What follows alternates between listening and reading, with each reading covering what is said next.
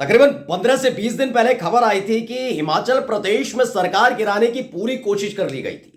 6 विधायकों को बागी कर लिया गया कांग्रेस के।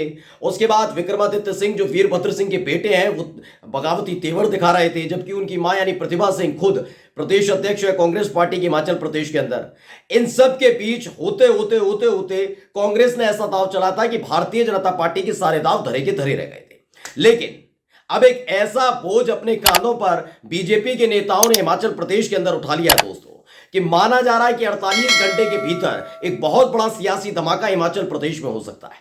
यानी वहां बगावत होने जा रही है, भारी बगावत बीजेपी के अंदर। यही खबर मैं आज आपको दिखाने जा रहा हूं कि जिनके भरोसे वो सरकार में आने की कोशिश कर रहे थे वो उनके लिए ऐसे बोझ बन चुके हैं कि भारतीय जनता पार्टी के अंदर ही बड़ी टूट हो सकती है। नमस्कार, मैं हूं प्राज्वल गौतम और आप देख रहे हैं द कंटा। हिमाचल प्रदेश का आपको याद होगा एक राज्यसभा की सीट पर चुनाव हो रहा था। यह तभी हुआ था जब उत्तर प्रदेश में 10 सीटों पर और कर्नाटक में 4 सीटों पर चुनाव हुआ था, राज्यसभा की 4 सीटों पर। हिमाचल प्रदेश के अंदर इन्होंने, चूंकि कांग्रेस पार्टी के उम्मीदवार थे अभिषेक मनु सिंघवी, उधर थे बीजेपी के हर्ष महाजन। आखिरकार 6 विधायकों ने क्रॉस वोटिंग की। बीजेपी के हर्ष महाजन जीत जाते हैं। फिर 6 विधायक जाकर बैठ जाते हैं हिसार में जाकर, कभी पंचकुला, कभी अलग अलग जगह जा रहे थे। और आखिरकार बीजेपी दावा करने लगती है कि जल्दी अंदर खाने से कि भाई उनकी सरकार बन सकती है, नहीं सुखविंदर सिंह सुक्खू मुख्यमंत्री पद से हटेंगे। मुख्यमंत्री पद से हटाना छोड़िए, कांग्रेस की सरकार गिराना छोड़िए, भारतीय जनता पार्टी अब खुद अपनी टूटने की कगार पर आ चुकी है। पहले एक खबर मैं पढ़कर आपको दिखाना चाह रहा हूं कि वीडियो देखिएगा। यह वीडियो बहुत जरूरी है आज की। पहले ये वीडियो देखिए।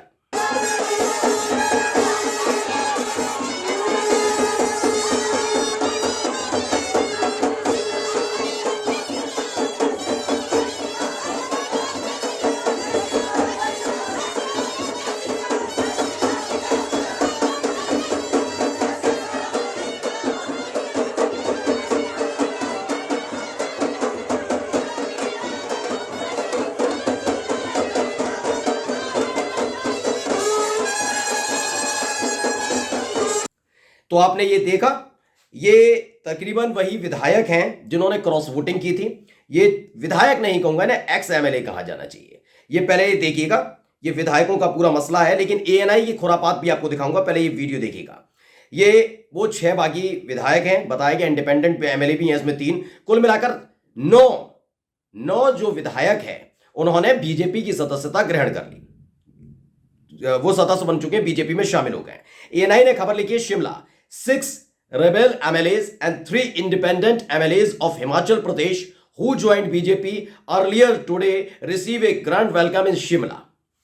पहले तो एनआई ने जो लिखा है, ये अगर उल्टा होता खेल तो साफ साफ लिखा जाता। ये एमएलए नहीं है, ये एक्स एमएलए है, यानी पूर्व विधायक है। अब ये बोझ है बीजेपी के लिए।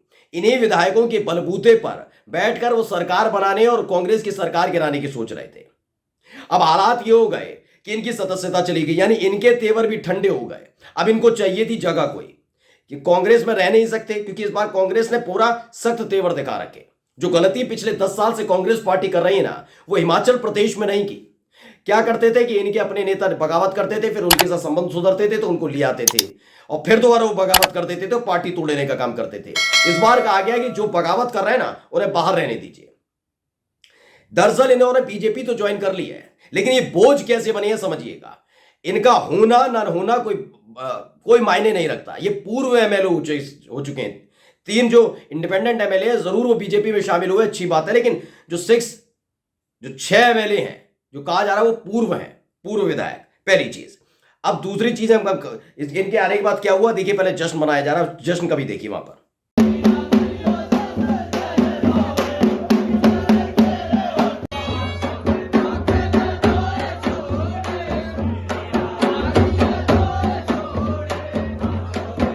देखिए क्या लिखा है, भारतीय जनता पार्टी में शामिल हुए कांग्रेस और निर्दलीय विधायकों के सम्मान में शिमला में आज कार्यक्रम का आयोजन किया गया।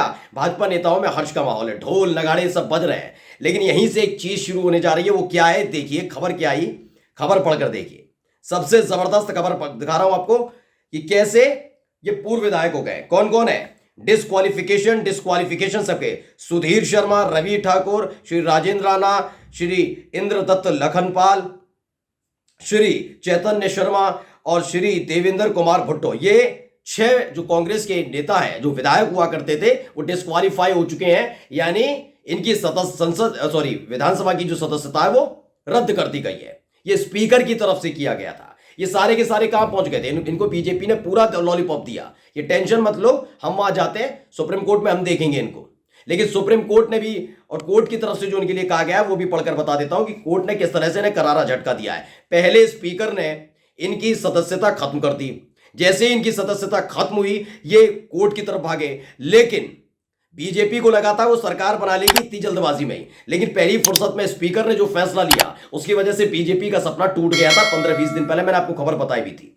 लेकिन यहां क्या हुआ है, उसके बाद बीजेपी को लगा कहीं ना कहीं ऐसा होगा आगे जाकर सुप्रीम कोर्ट जो स्पीकर का फैसला है इन विधायकों को लेकर उसे रद्द कर देंगे, ये आराम से विधायक बहाल हो जाएंगे और उसके बाद सरकार गिरा दी जाएगी। लेकिन नहीं, ये नहीं होने जा रहा है। ये बीजेपी के लिए बोझ बन गए, यही खबर है। खबर पढ़िएगा, अमर उजाला ने खबर छापी है, हिमाचल प्रदेश के बागी विधायकों को सुप्रीम कोर्ट से झटका, स्पीकर के फैसले पर रोक लगाने से इनकार किया गया है। यानी स्पीकर ने जो फैसला लिया वो बिल्कुल ठीक है, सुप्रीम कोर्ट की तरफ से कह दिया गया, हम कोई रोक नहीं लगा रहे। यानी कि जिन 6 बागी कांग्रेस के विधायकों की सदस्यता खत्म हुई है वो बिल्कुल ठीक हुई है, स्पीकर का फैसला सही है। और खाली हाथ रह गई बीजेपी, इनकी खुद की सदस्यता चली गई।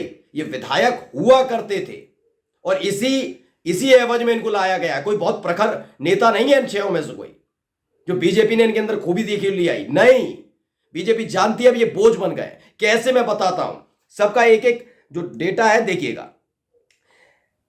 धर्मशाला से जरूर सुधीर शर्मा विधायक रहे, अब तो वहां खाली हुई सीट क्योंकि उपचुनाव होगा। धर्मशाला से बीजेपी के विधायकों में, माफी चाहिए, बीजेपी के जो नेता है वहां के स्थानीय जो चुनाव लड़ने की सोच रहे थे, उनमें अब नाराजगी होगी इनके आते कि ऐसा क्या है कि भाई कांग्रेस के विधायक को आप ले आए, अब वो तो बोझ है ये, लेकिन अब इनके आपसी लड़ाई शुरू होगी। ऐसा ही लाहौल स्पीति में होने जा रहा है। सुजानपुर सीट पर भी ऐसे ही होगा क्योंकि राजेंद्र राणा इसी शर्त के साथ आए होंगे कि उनको भी चुनाव लड़वाया जाएगा।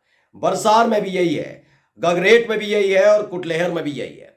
यानी 6 ये विधानसभा क्षेत्र हैं जहां पर बीजेपी को भारी बगावत का सामना करना पड़ेगा, क्योंकि ये जो आए हैं सारे के सारे, इनकी एक शर्त है कि भाई देखिए, आपके कहने पर हमने बगावत कर ली, चलिए ठीक है, आपके उम्मीदवार को राज्यसभा में हमने पहुंचवा दिया, ठीक है, आपका फायदा हो गया, हमारा तो घाटा हो गया ना। हम तो अच्छे खासे विधायक बने हुए थे ना, अभी तो हमारा कार्यकाल लंबा था ना, हमारी तो विधायकी चली गई आप लोगों का भला करते करते। इसलिए इस बार जब चुनाव होगा, उपचुनाव होगा, तो बीजेपी के उम्मीदवार हम होंगे। और अगर बीजेपी ने इन लोगों को उम्मीदवार बनाया, जिनको लेकर आए उम्मीदवार बनाया, तो वहां पर जो बीजेपी के स्थानीय नेता हैं बगावत करने से चूकेंगे नहीं। यही एक पूरा खेल है जो हिमाचल प्रदेश में होने जा रहा है। सोचिए, कहां ये सुखविंदर सिंह सुक्खू की सरकार गिराने वाले थे, कहां ये कांग्रेस की सरकार गिराने वाले थे, कहां ये विक्रमादित्य सिंह के बहाने सुखविंदर सिंह सुक्खू से पद से हटाने वाले थे, कहां ये बता रहे थे कि प्रतिभा सिंह भी खुद खुश नजर नहीं आ रही है, तमाम चीजें हो रही थी। लेकिन अब ये खुद इस फेर में फंस गए। इन लोगों को शामिल करना इनकी मजबूरी बन गई क्योंकि इनका दबाव था, वरना कच्चा चिट्ठा खुल जाता ना। एक एक विधायक कच्चा चिट्ठा खोल देगा, भाई भारतीय जनता पार्टी के साथ क्या डील हुई थी। और लोकसभा चुनाव से ठीक पहले बीजेपी कोई सा भी रिस्क नहीं लेना चाहती, वो नहीं चाहती किसी भी कीमत पर भी भाई ये सारी की सारी चीजें निकल कर सामने आए। लोकसभा चुनाव से पहले से ही चंडीगढ़ मेयर चुनाव, उसके बाद इलेक्टोरल बॉन्ड, इस तमाम चीजें निकली हुई। अब ये और चीजें आ जाएगी सामने, भसड़ हो जाएगी, विवाद हो जाएगा, बवाल हो जाएगा, जनता नाराज हो जाएगी। नमस्कार।